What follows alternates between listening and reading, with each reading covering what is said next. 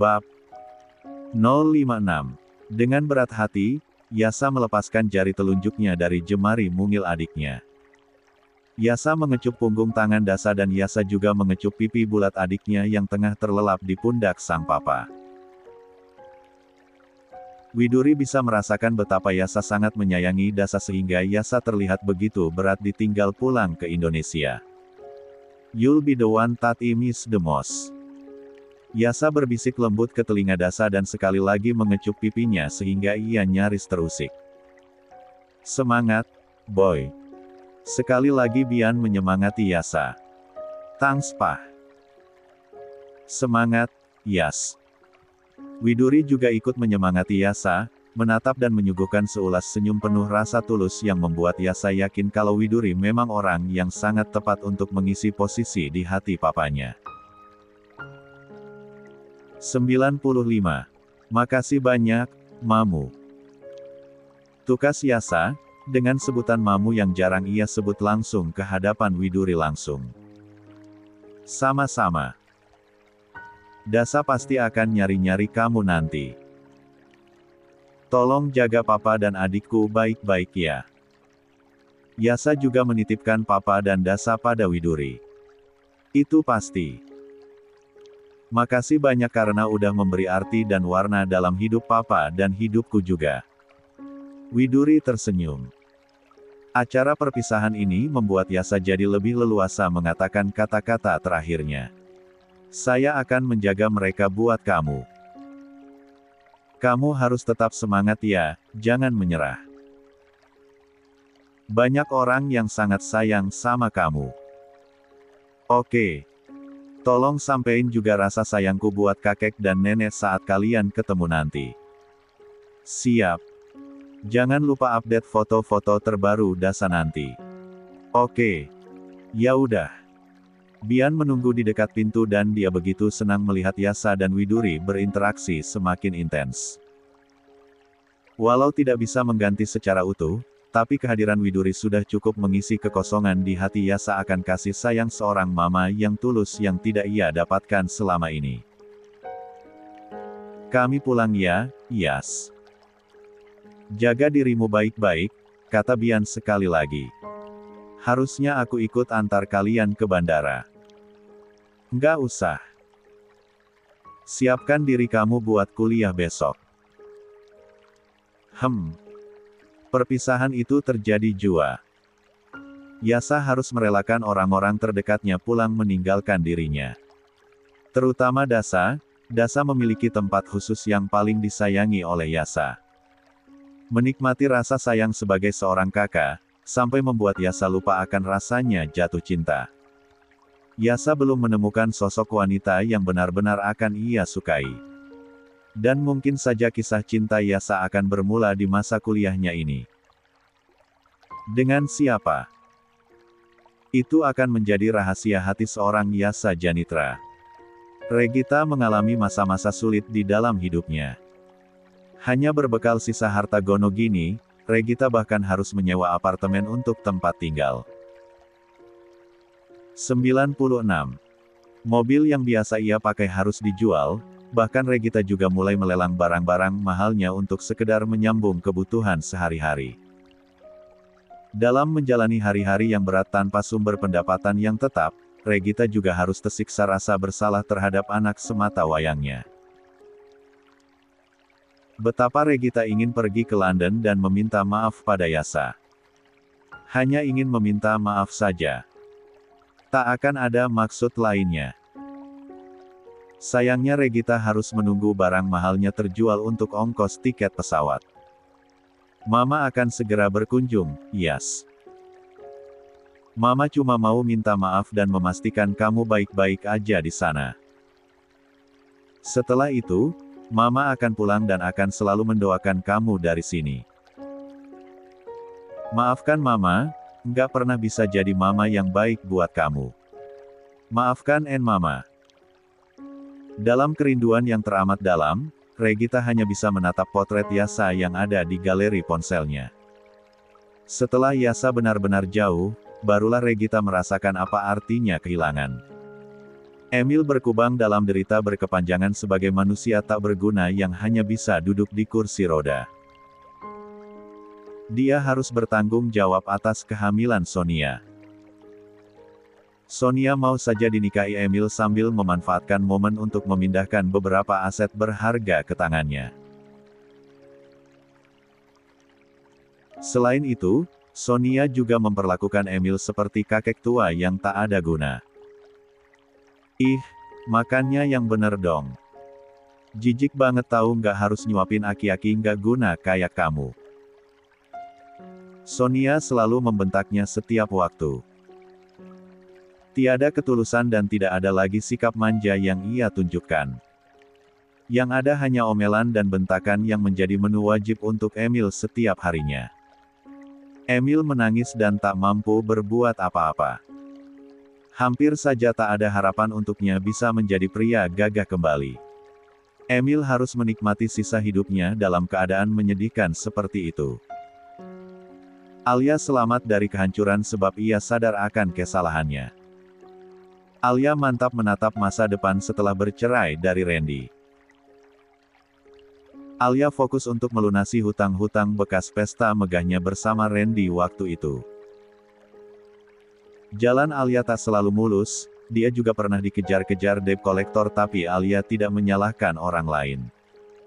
Alia menganggap itu sebagai teguran untuk kedengkian yang pernah ia rawat selama ini. Alia tidak lagi mencoba mengganggu hidup Widuri. Alia benar-benar fokus dengan kehidupannya sendiri. 97. Lalu Randy. Randy sedang menikmati hari-harinya dengan jati dirinya yang baru.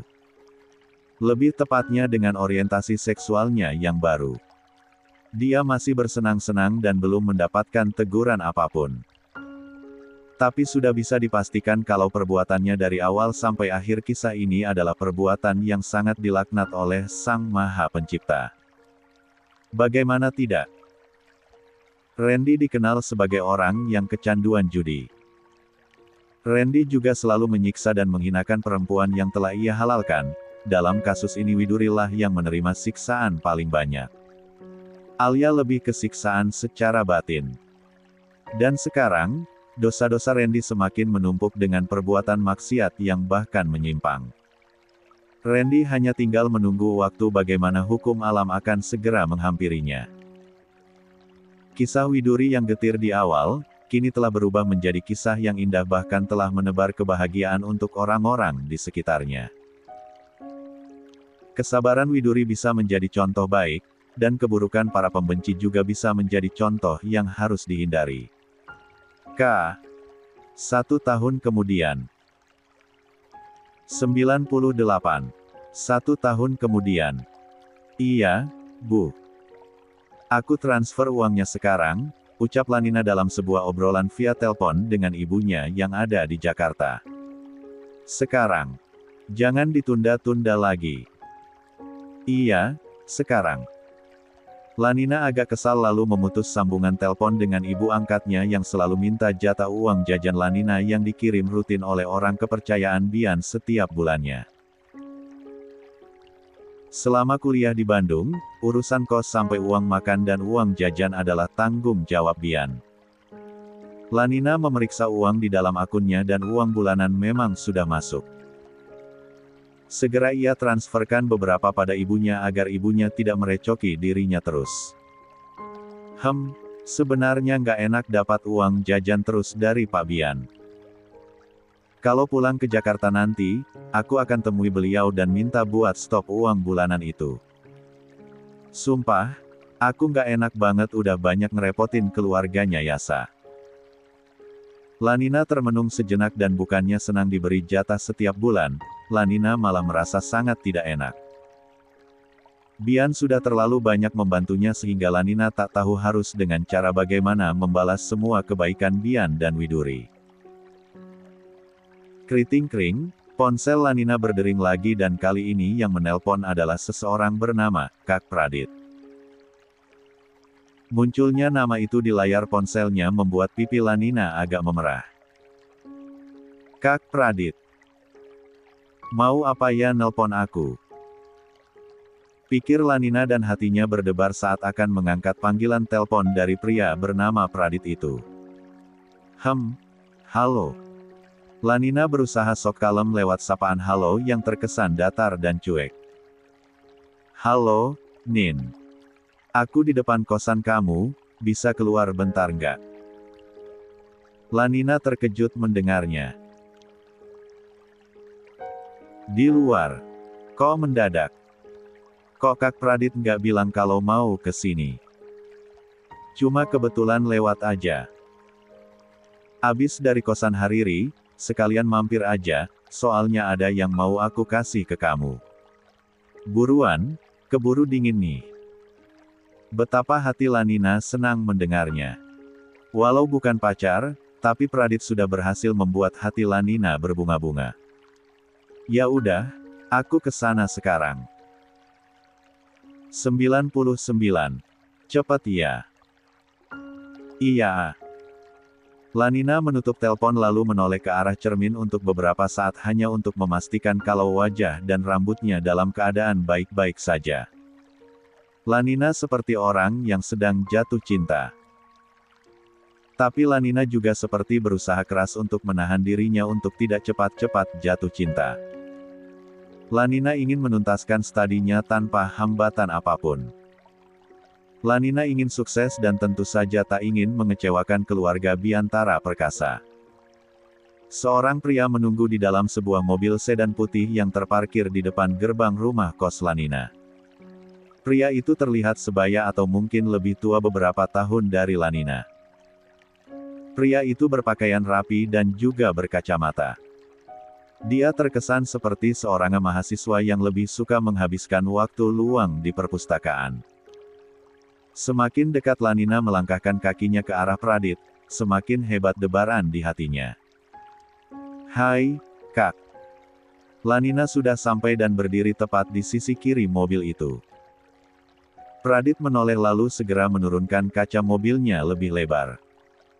Dia tersenyum ramah dan membuat Lanina merasa sangat senang. Lagi ngerjain tugas ya? Tanya Pradit tanpa keluar dari mobilnya. Enggak juga kok, lagi duduk-duduk santai aja, Kak. Ya udah, duduk-duduknya sambil nyemil aja, nih, kue putu. Masih panas. Pradit menyerahkan sebuah kantong kresek kecil berisi satu boks kue putu kesukaan Lanina. Wah, makasih banyak, Kak. Lanina menerimanya dengan senang hati. Ini buat makan malam, semoga masih tetap enak disantap nanti. Bukan hanya satu kantong kecil saja, Pradit juga menyerahkan satu boks nasi timbel dari warung makan favorit Lanina. Ya ampun, Kak. Ini banyak banget. Makanlah. Habiskan ya. Makasih banyak loh, Kak. Besok gantian aku yang traktir ya, kita makan bakso cuanki di taman kota, gimana? Beneran aku yang traktir. Pradit menatap Lanina dengan tatapan yang dalam dengan seulas senyum yang menunjukkan ketulusan. Boleh, jawabnya. Sekali lagi makasih ya Kak. Kak Pradit udah sering banget bawain aku makanan. Soalnya aku tahu kalau kamu suka nunda-nunda makan. Itu tuh nggak baik. Iya, Pak Dokter Praditya. Lanina menggoda. 100. Pradit tersipu dan dia segera bersiap untuk pulang. Dah ya, bye. Sampai ketemu di kampus besok. Bye. Makasih sekali lagi. Iya, sama-sama. Pertemuan singkat itu sudah cukup membuat Pradit puas. Lanina juga. Mereka berdua sepertinya saling menaruh hati tapi masih terhalang oleh rasa segan. Terutama Lanina. Lanina cukup minder karena Pradit adalah calon dokter yang diketahui juga merupakan anak dari seorang dokter. Sudah bisa dipastikan kalau Pradit bukan orang sembarangan. Sementara Pradit memandang Lanina sebagai gadis manis yang tak banyak neko-neko. Tapi justru kesederhanaan Lanina lah yang sukses mencuri hati Pradit. Yasa mendapat jatah libur yang cukup panjang dari kampusnya.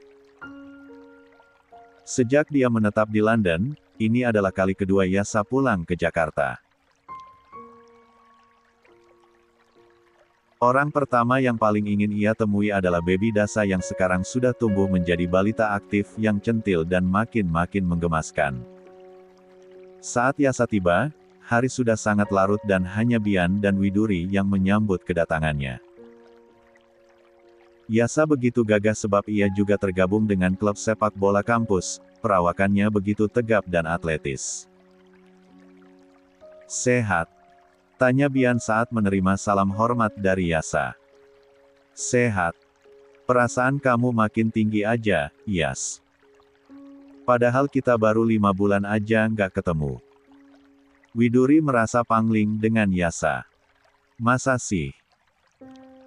Perasaan segini-segini aja," jawabnya dan dia juga memberi salam yang sama pada Widuri. "Iya, serius. Kamu mau langsung ke kamar, atau mau makan dulu?" tawari Widuri, penuh perhatian seperti biasa. "Kayaknya aku mau makan dulu, soalnya makanan di pesawat nggak ada yang cocok sama lidahku." "Ya udah, saya siapkan dulu ya. Tadi saya sengaja masak buat nyambut kamu, nggak tahu kalau penerbangan kamu akan delay sampai 3 jam. Tinggal manasin aja kok, tunggu 10-15 menit aja." Widuri segera menyiapkan apa yang diinginkan oleh Yasa. "Biar Nunung aja yang siapin, Bu." Nunung segera menawarkan jasa untuk menghandle pekerjaan Widuri. Sekarang Nunung juga membiasakan diri untuk memanggil Widuri dengan sebutan, Bu, walaupun Widuri masih agak canggung dengan sebutan itu. "Tolong dibantu aja ya, Bi. Soalnya saya juga mau nyiapin buat nyambut kepulangan Yas," kata Widuri dengan 101. Santun seperti biasa. "Siap, Bu." Widuri dan Nunung pergi ke dapur untuk menyiapkan makanan untuk Yasa. "Apa Dasa nggak nungguin aku?" tanya Yasa yang tak tahan ingin segera bersua dengan adik kecilnya itu. Dia nungguin sampai ngantuk dan rewel, akhirnya tidur. Bian menjawab, "Aku ke kamarnya dulu ya, pamit Yasa." "Iya. Simpan aja barang-barang kamu, biar nanti Nunung sama Uti yang bantu bawain ke kamar kamu." "Enteng kok. Aku aja yang bawa." Yasa menggeret dan mengangkat kopernya saat di tangga. Dia pergi ke lantai atas dengan penuh semangat. Orang yang paling ia rindukan sedang tertidur lelap di lantai itu. Yasa menaruh kopernya di depan pintu lalu ia masuk ke dalam kamar Dasa. Dasa sudah tidur sendiri dan diajarkan untuk tidur terpisah sejak beberapa bulan lalu. Tapi tetap diawasi oleh papa dan mamanya. "Hai, gemoy." Yasa berbisik dan berjalan semakin dekat ke ranjang adiknya. Dasa tertidur dengan lelap dan damai sambil memeluk boneka pertama yang Yasa berikan padanya saat baru berusia 1 minggu. Yasa naik ke atas ranjang Dasa lalu memeluknya dengan hati-hati agar tak sampai membangunkannya. Orang yang paling membuat Yasa antusias adalah Dasa. Yasa nyaris lupa dengan yang lainnya. Rasa sayang Yasa pada adiknya memang sulit untuk dijelaskan dengan kata-kata. Keriting-keriting, ponsel Yasa berdering. Deringnya cukup nyaring dan mulai mengusik Dasa secara perlahan. Ada telepon dari Roni, begitu sudah bisa dihubungi, Roni memang langsung menghubungi pada kawan karibnya itu. "Duh, ganggu aja lu Ron." Yasa menggerutu tapi kemudian dia menjawab panggilan itu. "Yas, my bro. Udah nyampe rumah?" Roni menyapa dengan heboh. "Udah." Yasa menjawab sambil mencoba menidurkan Dasa lagi tapi Dasa terlanjur terusik dan membuka mata secara perlahan. "Alhamdulillah. Rencana besok gimana? Jadi kita caps ke Bandung?" Tanya Roni. Bang Yayai. Panggil Dasa begitu ia melek. Artikulasi Dasa semakin jelas dan sudah semakin jelas menyebut nama kakaknya. Hola Princess Dasa, sapa Yasa dan Yasa mengabaikan obrolannya dengan Roni. Ini Yayai. Beneran ini Bang Yayai? Tanyanya dengan rasa tak percaya. Celotehnya benar-benar menggemaskan. 102. Sejak umur 1,5 tahun, Dasa sudah semakin pandai berkomunikasi. Iya dong, emangnya siapa lagi? Yai, Bang Yai. Dasa segera memeluk erat Yasa dengan tangan-tangan mungilnya. Dia sangat senang seperti anak dewasa yang sudah mampu mengekspresikan kesenangannya. Roni mendengar obrolan kecil itu dan Roni merasakan keseruan di antara Yasa dan Dasa kala itu. Roni tahu betul kalau Yasa sangat menyayangi adiknya. Dasa memang hadir di saat Yasa terluka karena Regita sehingga Dasa akan melengkapi hidup Yasa dengan sempurna. Sabar ya, Nin. The one and only-nya Yas itu adalah Princess Dasa. Tapi tunggu aja, besok gue sama Yas akan ngasih lo surprise. Tunggu kami besok. Batin Yasa dan Sabar menunggu sampai Yasa mengangkat teleponnya lagi. 103. Semua yang ada di dalam angan-angan Yasa dulu, satu persatu mulai terrealisasi. Nyaris tak ada waktu untuk lepas dari perhatian adiknya. Ote, tunggu sebentar ya, ini belum selesai. Dasa menjadikan Yasa sebagai klien salon kecilnya. Teras di samping rumah sudah disulap menjadi tempat bermain Princess Dasa.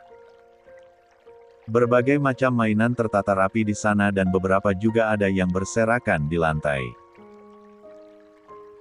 Udah ya, abang kan mau pergi dulu sebentar, mohon Yasa. Gak boleh. Tegas Dasa sambil menggerakkan telunjuknya sambil memajang wajah galak yang malah terlihat menggemoykan. Bando telinga Minnie Mouse sudah bertengger di kepala. Selain itu, wajahnya juga sudah ditempeli beberapa stiker berbentuk hati dan bunga. Sudah hampir jam Yasa pasrah dengan keadaan itu. Harga diri seorang Yasa Janitra benar-benar ada di tangan si baby bala-bala. Yasa bergumam.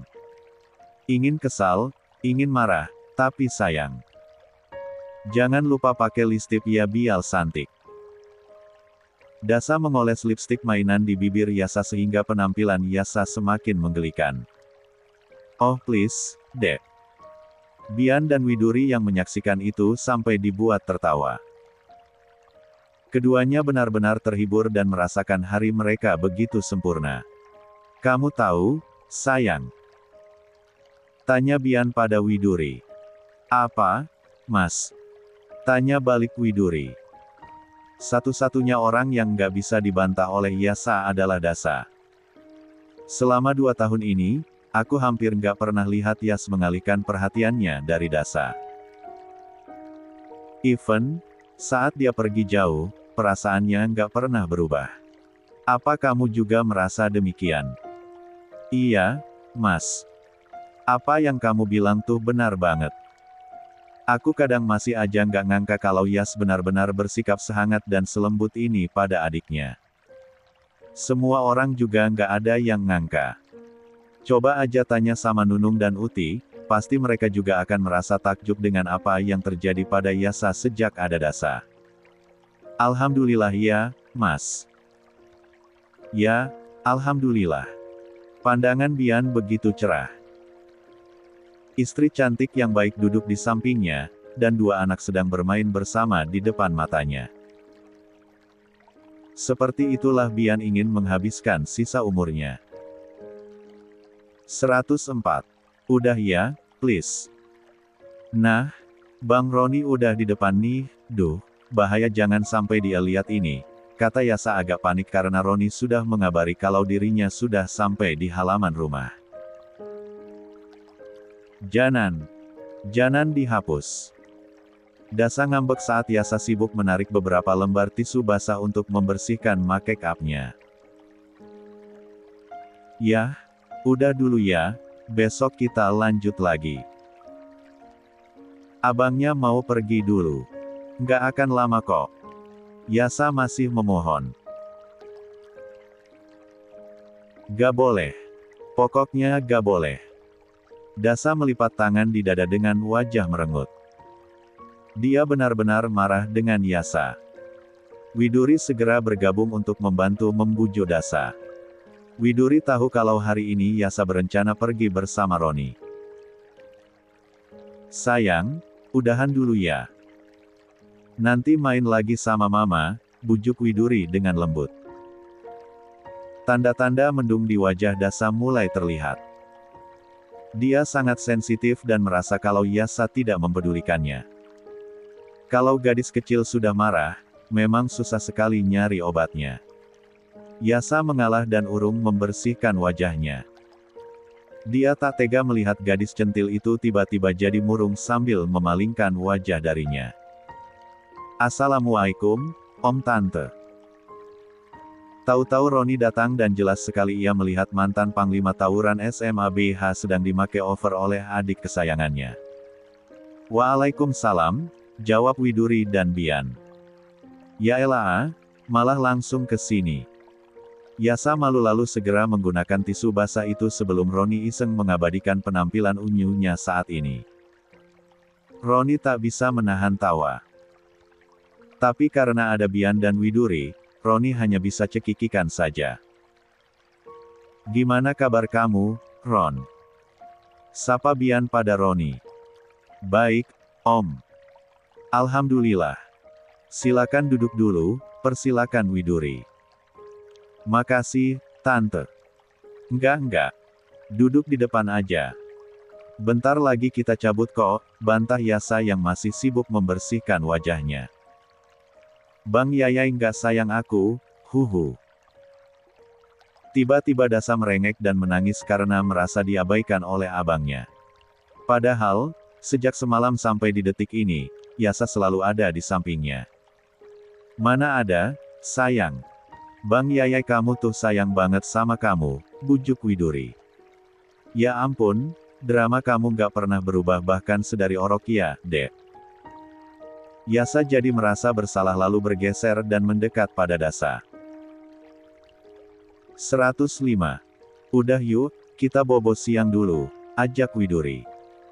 Maafin abang ya, nanti malam kita bikin pesta minum deh, gimana? Kalau sekarang abangnya mau pergi dulu. Ya, bujuk Yasa. Dasa menghindar lalu berlari ke arah Bian. Dasa jatuh dalam pelukan Bian dan benar-benar marah pada Yasa. Ampun dah, kamu tuh ambekan banget ya Dek. Bian memeluknya dan membiarkan gadis kecilnya itu membasahi pundaknya. Yasa tak bisa pergi begitu saja. Ia pun menghampiri dan akan pamit. Abang pergi dulu ya, Papai. Muach. Yasa berbisik sambil mengintip wajah Dasa yang menempel di pundak Bian. Saking marahnya, Dasa menyeka bekas kecupan abangnya dan masih menangis dengan kegemoyannya. I love you, muah. Yasa terus menggoda dan mengecup pipinya sekali lagi. Sekali lagi Dasa menyekanya. Jangan pulang terlalu malam, kalau kemalaman nyari hotel aja dan menginap semalam di sana. Bian berpesan. Iya, Pak. Aku berangkat ya. Iya. Yasa harus segera bergegas agar tidak terlalu kesiangan. Dia pun mengajak Roni ke kamarnya untuk menunggu dan berganti pakaian sekalian membersihkan wajahnya yang belepotan. Untuk menghargai ajakan Lanina, Pradit yang biasanya pilih-pilih makanan akhirnya memaksakan diri untuk makan semangkuk cuanki di ruang terbuka, yakni di sebuah taman yang cukup ramai dikunjungi di sore hari. Banyak hal yang mereka perbincangkan dan jelas terlihat kalau Pradit dan Lanina merasa nyaman satu sama lain. Obrolan mereka terhenti saat Lanina menerima telepon dari nomor Roni. Lanina cukup heran karena ia tak selalu berkomunikasi dengan Roni secara intens. Kenapa sore ini tiba-tiba Roni menelpon? Bentar ya, Kak. Temanku nelpon, kata Lanina meminta izin pada Pradit. Silakan. Pradit sedikit menaruh curiga. Halo, Ron. Apa kabar? Ada apa nih? Tumben-tumbenan lo nelpon. Sapa Lanina, agak menunjukkan sisi lainnya. Lanina dan Roni memang berteman dan bertetangga sejak kecil, sehingga ada keakraban yang terjalin walau sudah cukup lama tak bertukar kabar. Lu di mana, Nin? Masih di kampus. Wah, malah keluyuran nih kayaknya. Roni agak mengomel.